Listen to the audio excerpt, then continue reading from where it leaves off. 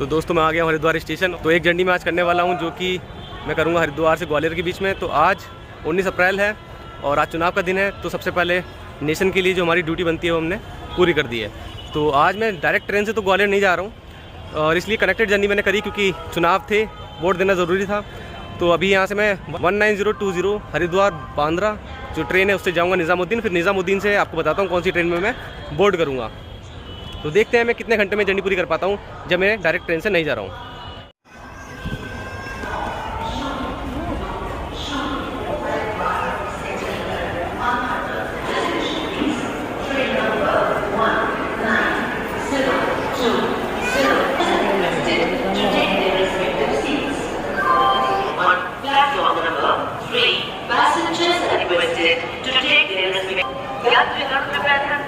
तो दोस्तों आज की जर्नी में कर रहा हूँ अपनी मदर के साथ में। तो मदर मेरे साथ में है और प्लेटफॉर्म नंबर 3 पे लगी हुई है हमारी ट्रेन।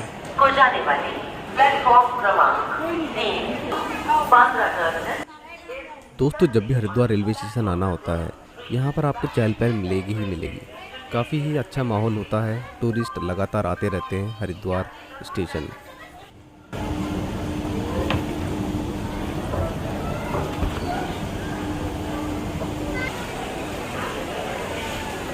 तो दोस्तों ये रही हमारी ट्रेन जो कि तैयार खड़ी है और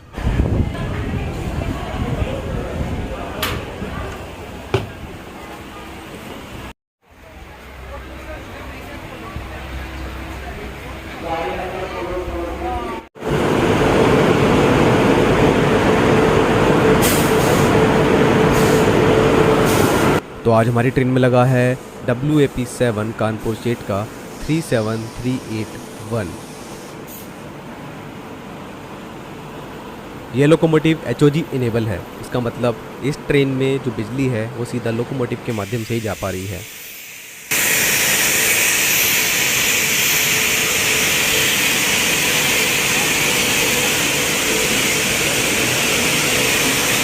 देखते हैं इसके जनरल कोचेस में भी कितनी भीड़ है। देखिए ट्रेन बन के चल रही है लेकिन अभी से ही जनरल कोचेस फुल होना शुरू हो चुके हैं।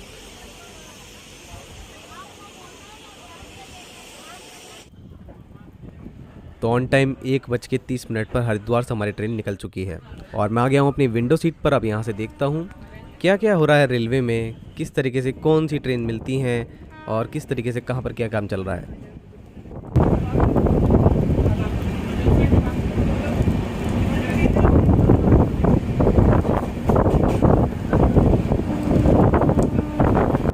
ये सामने आ रही ट्रेन आ रही है संगम प्रयागराज से और ये ट्रेन ऋषिकेश जाएगी।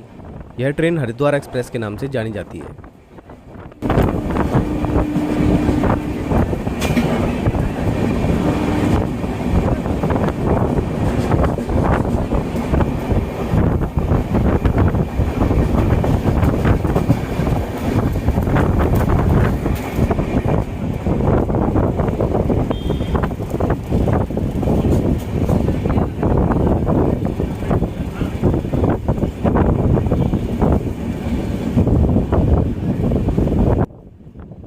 जल्दी ही ज्वालापुर रेलवे स्टेशन आ गया। यहाँ पर इस ट्रेन का स्टॉप है।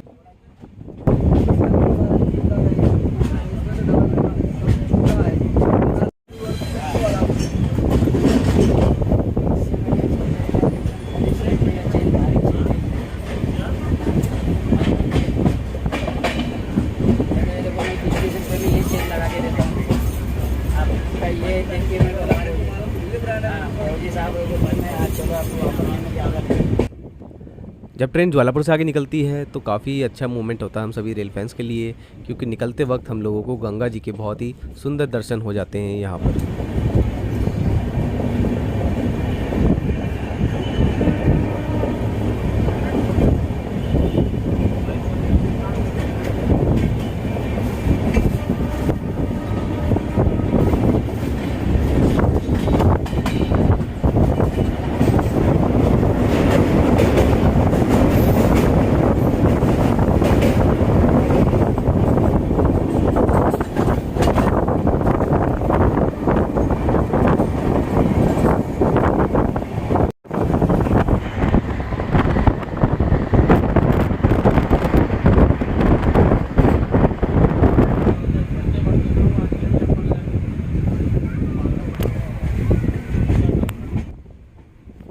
आज हरिद्वार से लक्सर के बीच में ट्रेनों की स्पीड अब बढ़ चुकी है। अब यहाँ पर ट्रेनें 110 की स्पीड से लगातार भाग सकती हैं।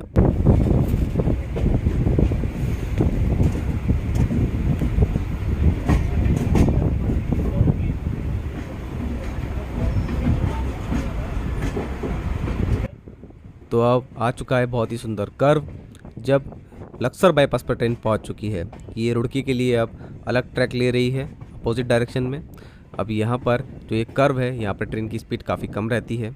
इस कर्व को भी डबल होना ज़रूरी है अगर रुड़की तक ट्रेन को तेज़ी से पहुँचना है।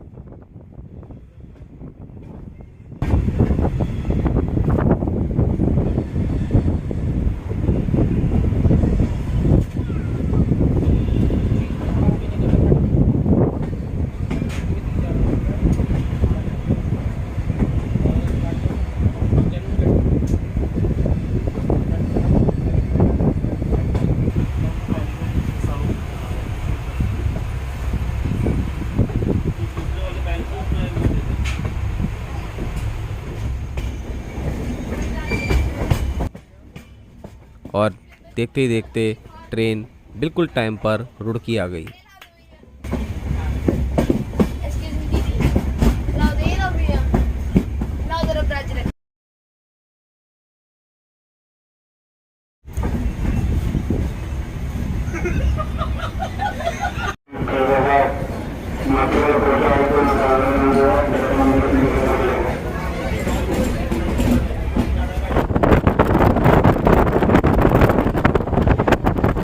अब दोस्तों रुड़की और टपरी जंक्शन पार हो चुके हैं।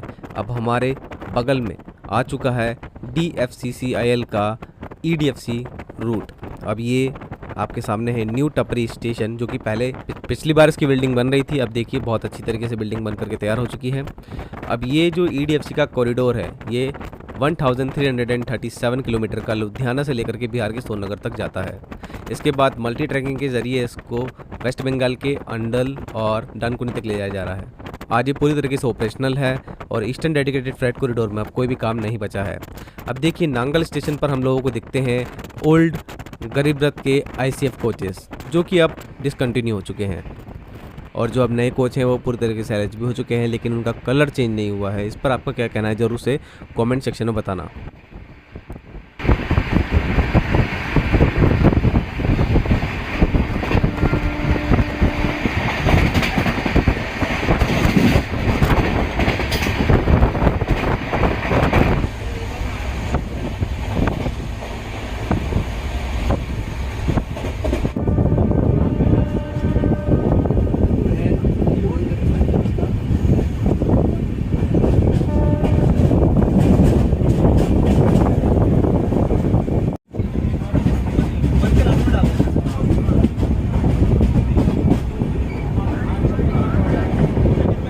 तो मेरठ नगर जंक्शन यहाँ पर आ चुका है। तो मेरठ कैंट में ये नहीं रुकती है और मेरठ सिटी में एकदम राइट टाइम ये ट्रेन पहुँची है।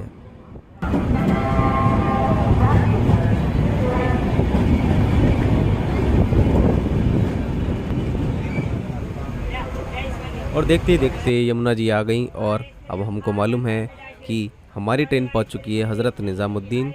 तो ये हमारा डेस्टिनेशन है और हम यहाँ पर उतरेंगे, फिर उसके बाद दूसरी ट्रेन में जर्नी करेंगे ग्वालियर तक के लिए। तो अभी तक जो मैंने सोचा था वो सफल रहा मैं उसमें कि ये ट्रेन वक्त पर पहुँच गई और 1 घंटे का गैप भी है अगली ट्रेन में, तब भी हम अपनी अगली ट्रेन पकड़ लेते। लेकिन ये ट्रेन बिल्कुल ऑन टाइम आ गई, क्योंकि ये ट्रेन बन के चलती है इसलिए अभी तक स्पीड में ही चल रही है, अच्छे से चल रही है।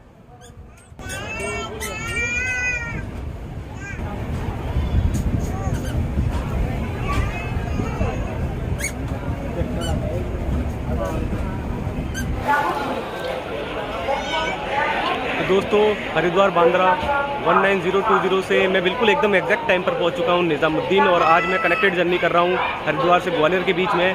तो ऐसे में ये लगभग 550 किलोमीटर का जो डिस्टेंस है ये मैं 2 कनेक्टेड ट्रेन से करने वाला हूं। तो ये जो मैंने रिस्क लिया है इसलिए लिया है क्योंकि दोनों ही ट्रेनें ओरिजिनेट होती हैं अपने अपने स्टेशन से। जैसे कि हरिद्वार से ओरिजिनेट हुई हमारी बांद्रा, और ऐसे ही अब हमारी जो नई ट्रेन है, दूसरी जो ट्रेन होगी वो होगी हमारी राजधानी एक्सप्रेस, और ये होगी KSR राजधानी, जो कि निज़ामुद्दीन से 7:50 पर बनती है और उसके बाद फिर ये 23:08 पर इनको पहुंचा देगी ग्वालियर रेलवे स्टेशन। तो देखते हैं हम लोग इसे कनेक्टेड जर्नी को कर पाते नहीं कर पाते कम से कम टाइम में।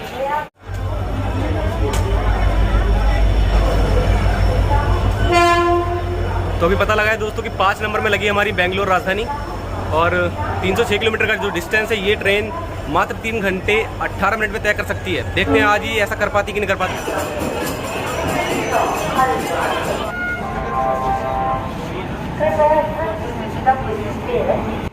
तो ऑन टाइम हमारी राजधानी एक्सप्रेस को लगाया जा रहा है 5 नंबर प्लेटफॉर्म पर।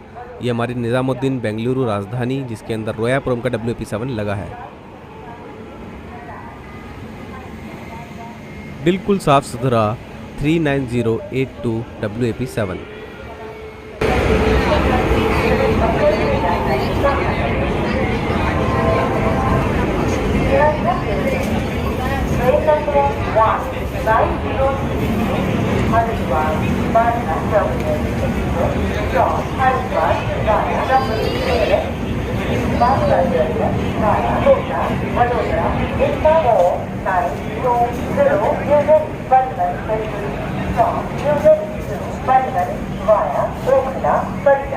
तो बिल्कुल ऑन टाइम आई है हमारी 22692 निज़ामुद्दीन KSR बेंगलुरु राजधानी एक्सप्रेस।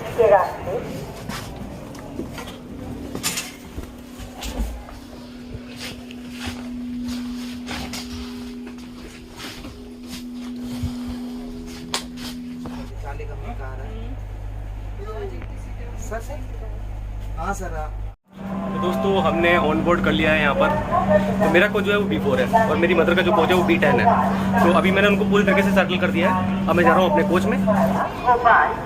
तो दोस्तों मेरा कोच तो लोगों के बड़ा नज़दीक है B4। चलते हैं देखते हैं क्या व्यवस्था है वहाँ पे।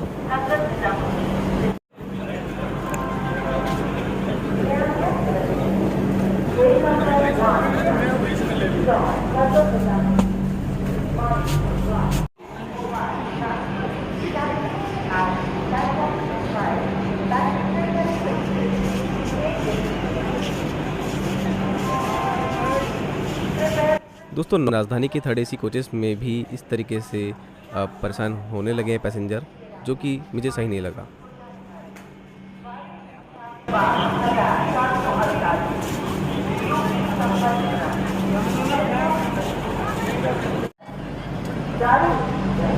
तो ऑन टाइम डिपार्चर होने जा रहा है हमारी ट्रेन का।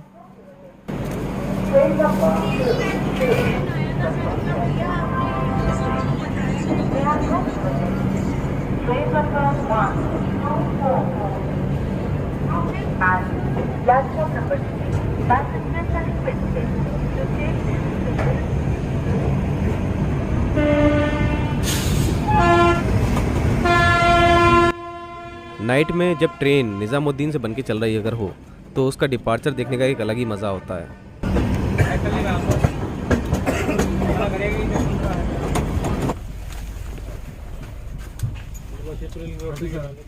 तो 8:30 के आसपास हमारा आ चुका है डिनर और देखते हैं इसमें क्या क्या मिला है आज हमें।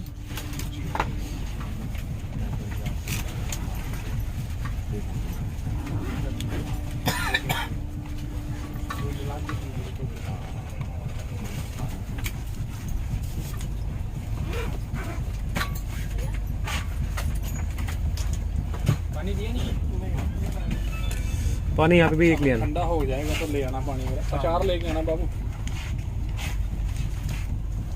क्या बोलते अचार के लिए पिक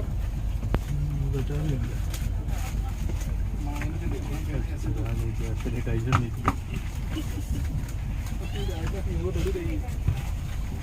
खाना हो गया है गति मानो बंदे का।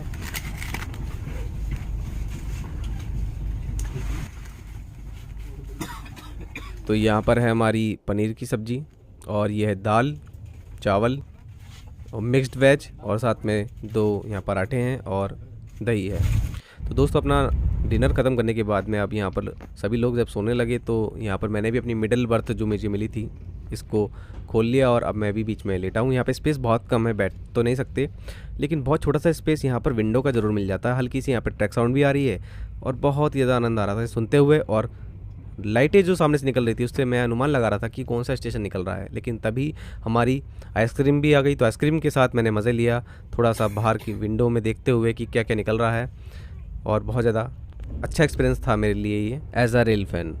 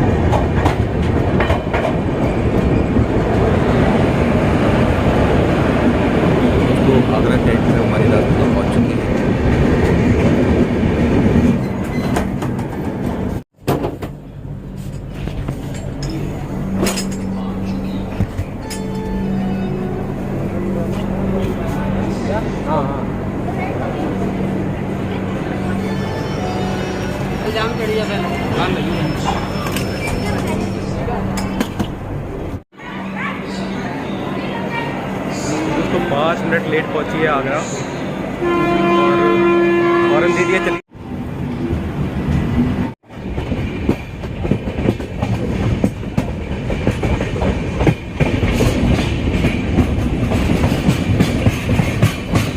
आगरा कैंट से भी काफ़ी अच्छे एक्सीलरेशन के साथ राजधानी एक्सप्रेस निकली है और काफ़ी ज़्यादा अच्छा लग रहा था देख करके।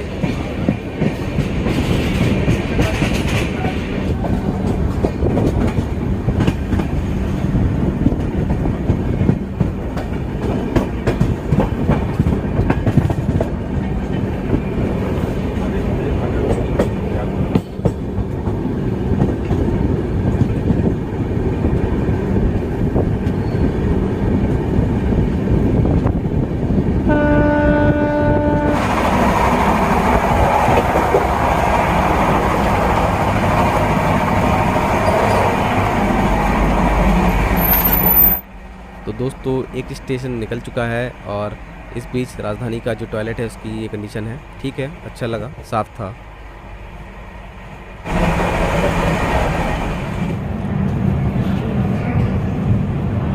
तो दोस्तों पहुंच चुके हैं ग्वालियर और यहाँ पर अब मेरा डेस्टिनेशन है और आखिरकार मुझे लगता है कि मैं सफल रहा हूँ अपनी लिंक्ड जर्नी करने में, जो कि बहुत ही कम टाइम में मेरी हो गई। और अगर मैं डायरेक्ट ट्रेन से आता तो इतना जल्दी नहीं कर पाता, लेकिन आज चुनाव की वजह से मुझे मजबूरन आना पड़ा और फिर भी ये बहुत ही ज़्यादा मन मुताबिक मेरी जर्नी रही। जैसा सोचा था वही हुआ।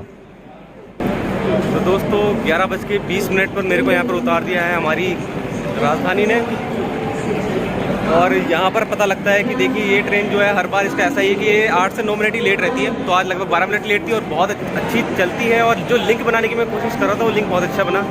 सीधा हरिद्वार से पहले मैं एक ऐसी ट्रेन से आया जो बन के चलती है हरिद्वार से, और फिर यहाँ पर मैं ग्वालियर में ऐसी ट्रेन से आया जो कि बन के चलती है निज़ामुद्दीन से। तो दोनों जो है बन के चलती है, इसलिए ये पॉसिबल हो पाया, नहीं तो ये पॉसिबल होना बहुत मुश्किल है कि इस तरीके से लिंक बन जाए इंडियन रेलवेज़ में, क्योंकि इंडियन रेलवेज़ की ट्रेन मोस्टली लेट रहती हैं।